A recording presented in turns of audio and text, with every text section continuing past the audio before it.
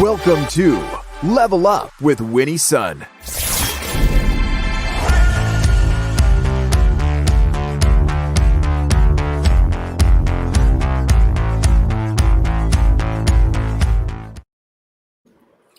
Well, welcome back, and I'm Winnie Sun, your host, and happy Tuesday to you. If you're joining us on the replay, hello, thank you so much for tuning in, and please include in comments the word replay, so I'll definitely catch your view. I certainly don't want to miss you. And if you're joining us live, well, hello, welcome to the show. The markets cheered today. Well, it started cheering, and then it ended up in pretty negative territory. So let's talk about how the market closed. The Dow closed down 68 points, NASDAQ down 49, S&P also down 40. Down 8, I should say. So unfortunately, not as good as we had originally hoped for, even though the stimulus package did finally get signed. Now, the Senate Majority Leader Mitch McConnell blocked an attempt by Senate Minority Leader Chuck Schumer to, approve the House passed bill to increase stimulus checks from $600 to $2,000 as President Trump continues to tweet about the importance of increasing that stimulus check. I think you and I both agree that those checks need to go to $2,000. And you've heard me talk about this. I actually would like there to not only be an increase to $2,000, I'd love to see a more consistent monthly benefit to Americans that continue to struggle financially during this time. But President Trump is also pushing for larger stimulus checks, and he's also threatening, to veto the U.S. year-end coronavirus relief and government funding legislation, all these other things that he's doing. Republicans, including, Senator Perdue and Kelly Ofer, who are running in the January 5th runoff, is also in support of the bigger checks. So who knows? Who knows what's going to happen? Mitch McConnell brought the chamber back this week with one major goal: to override Trump's veto of the annual National Defense Authorization Act. He planned to set up a Wednesday vote on the veto override, which is tomorrow, but he hasn't yet committed to bringing a $2,000 payment bill up to vote. So it's kind of unclear when that will take place. I know many Americans, ourselves included, are really hoping to see that take place and get passed. So, all eyes continue to be on what's happening in Washington, D.C. So what will it take to pass? If the full Senate considers the stimulus check legislation, let's just say all 48 Democrats and independents who caucus for them would likely vote for the bill. However, the Senate still requires 12 of the 52 Republicans to step up and vote in order to get that $2,000 stimulus check. So for those of you who are watching, if you want to get this done, you might need to make a phone call or send an email to your senator, especially those Republican senators, to get this deal done. Now, on more positive news, though, we did hear that millions of Americans are likely not to lose their week of unemployment benefits. This was reported on CNBC. U.S. Labor Department does not anticipate that eligible Americans will miss the week of benefits due to the timing of President Trump's delay in signing the stimulus bill. For those of you who are unemployed or who have loved ones who are, this is probably very, very welcome relief. We definitely needed this. Now, you know of my love of the CNBC, and there's a reason for that, because some of my dearest friends actually work there. And today, I'm very excited to celebrate and introduce back, and welcome back, I should say, Darla Mercado, who is a personal finance writer for CNBC. She writes about taxes, retirement planning, insurance, and more. She's also a certified financial planner professional, and just a great all-around human. Thank you and welcome, Darla. How are you? Thank you for having me back, Winnie. I'm doing all right. How are you? Well, we're doing great, especially now that you're here. I know, we were just talking about this before we jumped on. It was really nice to have a couple of days off, wasn't it? Yeah. Just a couple of days off. I'd like for it to be a little bit longer, but I mean, as you know, things have just been, it certainly feels like they haven't taken time off in Washington. And certainly it's just been an interesting time just watching these stimulus negotiations go on. So yes, Absolutely. You know, and it's a crazy time. And so I'm really grateful for you and your team to continue to push through this, because a lot of the information that I get the chance to share with my clients and my friends here is a lot of content from you, like a lot of things that you're sharing today. So I'd love to start this conversation and talk about, you know, how does a normal person get ready for the new year? There's a lot to think about. Obviously, 2020 was crazy. 2021, we're looking forward to a new year. How do you start, Darla?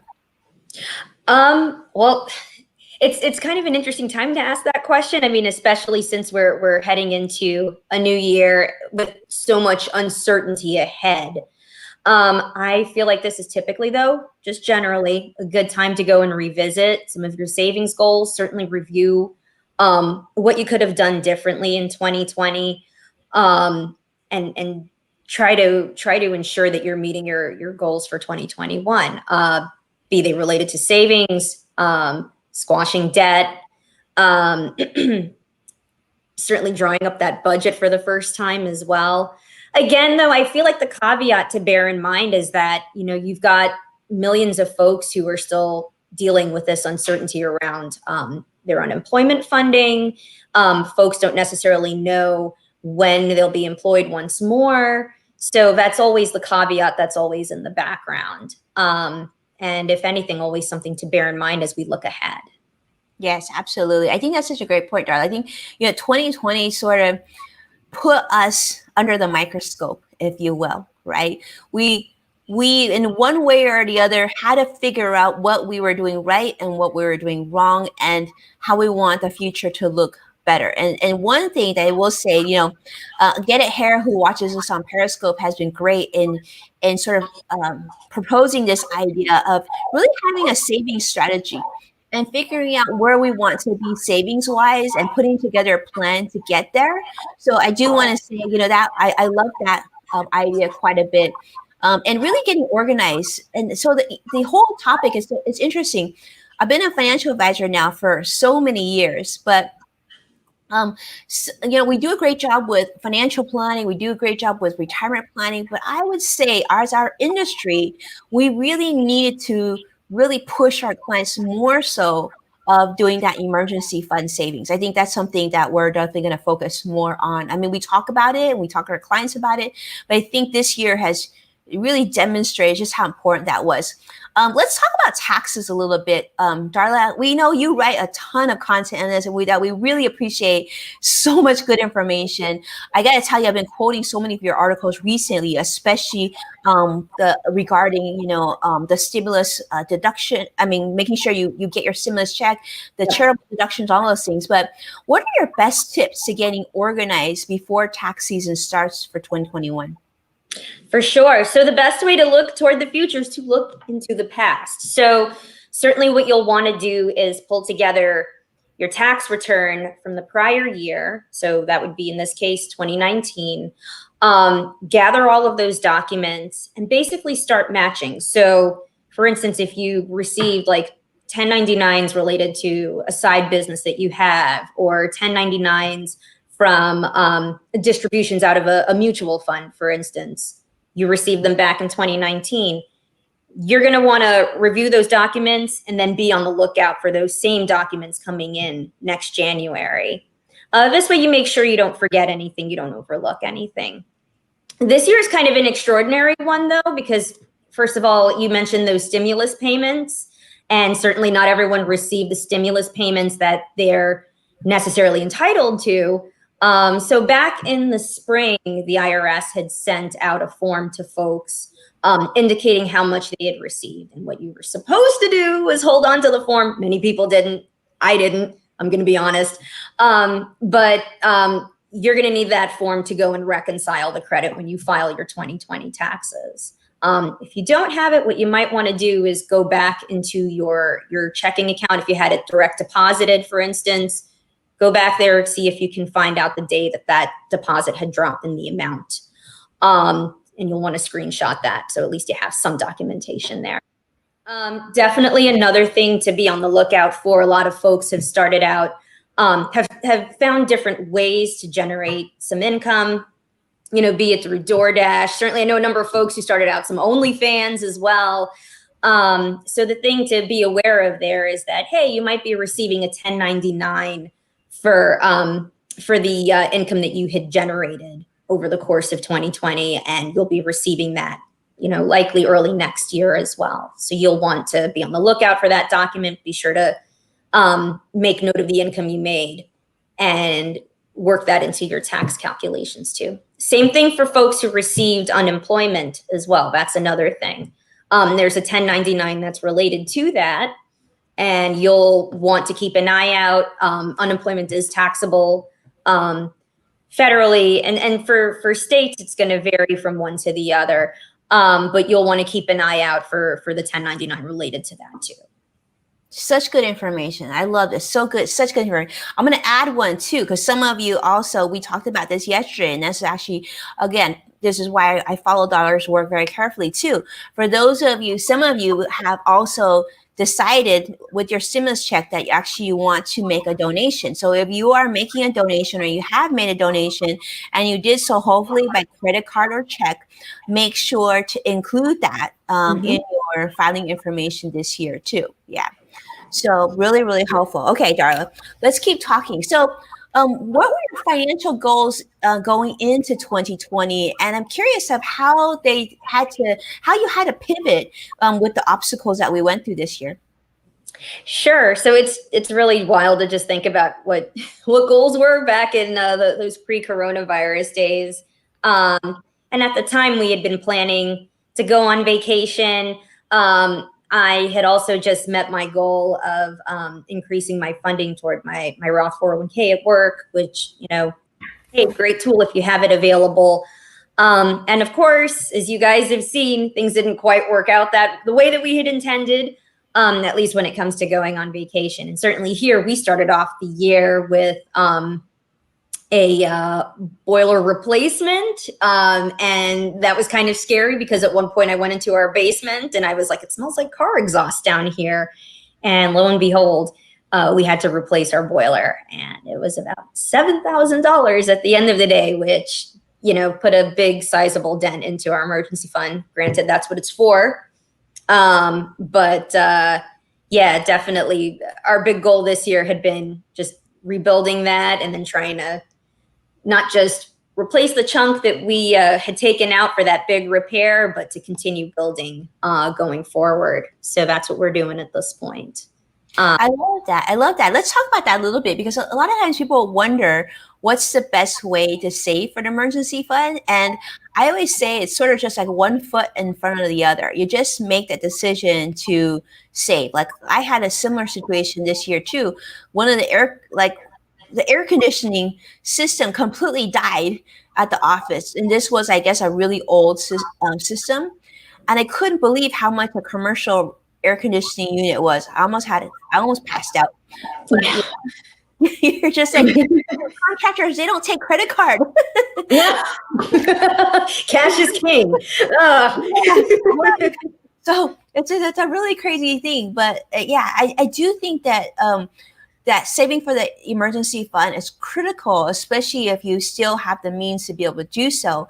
And then if you can't, if you just, you're not, let's say you don't have the income coming in, or in your household, there's been a reduction of income. Yeah. I think it's okay, but make sure that it becomes, front of mind as soon as you're in a position to be able to save again. Like, I think in some cases, not in some cases, in many cases, you should focus on making sure that your emergency fund is nicely, padded before you even save for things like retirement. It's a crazy time. Yeah, and I would definitely co-sign that as well, because the whole idea there is to have money that's readily accessible. You can draw from it with no penalty. There's no additional paperwork that you'd have to file. For instance, the way that you would have to if you were going and making a withdrawal out of an IRA or out of a 401k. So you definitely want to go and, fluff up that cash cushion to the best of your abilities. And certainly if you can do that even incrementally, a little bit at a time, that's always helpful. Certainly a lot of folks have lost have lost a considerable amount of income this year. And this is one of those situations where, like it would be really great to have that emergency fund where at all possible. Yeah, absolutely. I was just talking to a client this week, who works at a major entertainment venue, and because of the pandemic, literally income dropped free fall, basically like down like 70%. And there's just you just don't know. You just never assume anything's going to be for sure, but you just sort of pivot the best way that you can. Let's talk about this. I know, we talked about it a little bit already, but what do you think about 2021? Are you optimistic? Are you concerned? What are your thoughts? I definitely want to be optimistic. I would definitely say at this point, there's a lot of concern about the shape of what the recovery is going to look like post-COVID. Certainly folks have been talking about a K-shaped recovery, where certainly the people who can continue to work from home and can continue to set money aside, they're going to come out of it just fine. And so the big worry here is, what does this mean for longer term for the wealth building prospects of people who might be in lower income jobs? What does it mean for them as far as being able to go back to work and do so safely? So I would definitely say that I have a whole lot of concerns on that front. Certainly you'd have to wonder, what does it mean for long-term wealth inequality as well? Since when we talk about that K-shaped recovery, the folks who tend to be doing better tend to be, college educated, high income white folks. And it's just, I guess we see a divide there, and it just continues to worsen. So certainly, we're going into this new year hoping for the best, but at the same time being cognizant of some of the hurdles here that are facing millions of people. Yeah, and it doesn't seem like it's getting any better anytime soon. We're here in California, and the cases are bananas in terms of the pandemic. And and I drive to certain neighborhoods, and all the restaurants are shut down. They just couldn't exist. Yep. But then you go in other neighborhoods, Darla, it's so crazy. Like other neighborhoods, literally they're sneaking people into restaurants, even though they're supposed to not be doing that. And we're not talking about one or two restaurants. I'm talking like rows of restaurants on Restaurant Row, So it's a crazy time, and who knows what's going to happen. I would say that we're with you too. I think 2021, we're optimistic, but of course we're concerned. There's a lot of reasons to still be concerned financially. So it's good to prepare. Who knows when things will get better? I don't know. I'm looking forward to the day, Darla, that I can get back on a plane and come and see you at CNBC, because those were fun times. We would sit, Darla and I would sit, I remember this overhead, right? And so you would see everybody filming downstairs, and then the two of us would be up there, and you would be throwing me questions, and we'd be filming. Those fun times. It was a good time. Yeah, before this time. So, let me ask you this, because, I talk about this a lot, but I think I would love to get your take on this, which is, what are some tips that you might have of best ways to free up some extra room in your traditional budget for next year's savings goals? Like, we talked about emergency fund, but how do we make this work? For sure. So, as always, that cash flow is king. Managing that cash flow is king. I feel like if this year has taught us anything, certainly it's the ability to go in there and just ruthlessly go and trim down whatever expenses that you might have. And I would say to, at the very least, review those expenses and see what you can do without. So, gym memberships, for instance, okay, nobody's going to the gym. I would imagine anyway, fewer people are. Maybe it's time to go back and reassess that expense. Certain like luxury items, maybe your wine delivery, hey, maybe dial back on that a bit. Certainly manage those expenses to the best of your degree. I would say don't necessarily be militant with them. Certainly there are expenses that help you, keep your wits about you. I myself have a $15 a month. It's like this cycling app that I'm using, Zwift. So shout out to Zwift. But yeah, that definitely keeps me sane, and it's definitely an expense that I am not willing to part with at this point. But yeah, I would say where you can trim those expenses, certainly generate income if at all possible. As I'd mentioned, certainly those side gigs. I do know of people who've managed to go and turn some of their creativity into, additional income where possible, crafting and the like, for instance, as well. So wherever you can think creatively and generate that extra income, do so. So that's what I would imagine. Yeah, I think those are great tips. I mean, that's really the bottom line. I mean, when we're facing with challenges, we just got to figure out what works best for us. What works best for one person won't work for the other person. Like, for example, I know Robin, who's joining us online, she talked about this. I actually refinanced my house this year. So, if you're in a position to refinance, that's a great way to do it. In fact, there were analysts have come out recently that the rates have dropped so much that a lot of Americans could save almost $300 per month if they refinance. So look into something like that. I also, cut my car insurance down completely. I actually put one car on not driving mode. That saves money quickly. I cut down. We used to have Netflix and Hulu. We got rid of Hulu. It's like those little things that you can live without. And I'm totally in agreement with you. I mean, I actually don't. I miss going to the restaurants. Okay, I miss seeing the familiar faces and whatnot. But I will tell you, like, sometimes you just make those decisions that in the long run are going to be better for your family. So it just means like literally cooking a lot more. And yep, we just have to make ends meet. And if you're in a position to help, I would just say that's what we've been trying to do too. Is like if we're in a position to help others, we've been like dropping off groceries or dropping off food or whatever we can, and those little things. I think that we just have to continue to stay really, really mindful and humble, and know we're going to get through this time. And most importantly, I think, Darla, I want to say this because I know you and your team work so hard on this. Continue to practice your grace and your kindness. We did this as a group on our show last week, and it's been amazing. I want to say a quick thank you, Joshua, who really went out of his way to do this too.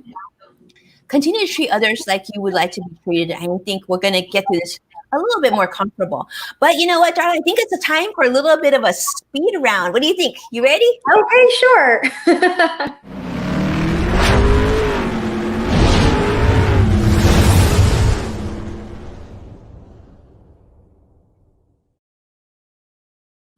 All right, Darla, this is one of my favorite times of the show because we get to ask you questions and really learn more about one thing I love to find out, Darla, is what's one of your New Year's resolutions for 2021?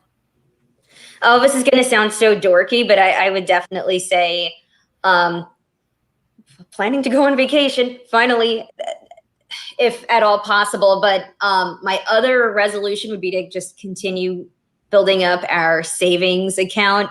As I had mentioned, we just had like so many just weird house curveballs thrown to us this year. So just hoping to continue recovering from that. I hear you. I would pick both of those as well. I'd love to go on vacation, and definitely storing up that emergency fund is key. All right. This one I think you're going to like, Darla. This question is, post pandemic, what is one restaurant that you can't wait to get back to, and what would you eat there? I was going to say Madame Claude's Bistro in Jersey City. And I would go for the escargot and a nice huge loaf of French bread to go with it and a glass of wine. That would be fabulous. All about it. I love that. Okay, I want to ask, because I see CrossX Fighter, I see Lena here, I see Get It here, I see Phil here, I see Dr. Joy here. Let me ask you, how many of you, can you actually do me a favor since you're watching? Tell me the restaurant you would go to and what dish you would have. I see Lena is saying she wants some Thai food. Lena, name us a restaurant. What's your favorite Thai restaurant? We want to get a list together because I feel like we need to have a little bit of food dreaming at this moment in time. And I know Robin's got some great ideas too. I don't know. Did you hear actually Levain Bakery in New York? I guess they're gonna start allowing you to order their cookies online. That's really cool. Oh, that's great. That's great. Yeah, that's one of the things I miss from New York City. For sure. I mean, in I addition definitely do love seeing small businesses adapt to just this pandemic that we've been dealing with, and it's been really interesting to see folks' different take on providing those valued services and goods to their loyal fans out there where they can. yeah, absolutely. Well, it looks like Lena says Heights. She must she must want to visit the Heights. Very cool. Well, I will tell you, that's a good question. I'm gonna have to think about that and answer that for you on a future show because I actually don't know. Get a Hair says Giordano's in Chicago. That just sounds so good. What does Giordano's have? Get a Hair. I'm guessing Italian food. Sounds amazing. But yeah, those are things that we have to look forward to, right? Oh, pizza, deep dish. Okay. Darla, how do you feel about dish pizza? I'm just so happy to hear this. I love any and every kind of pizza, and I especially love Chicago. So Yeah, I love Chicago. It's so favorite pretty. conference venues. Well, CrossX Fighter says Checkers. They said chili dogs and the best French fries. Oh my goodness. I love French fries. We're going to have to do a whole show just to see what our favorite French fry is.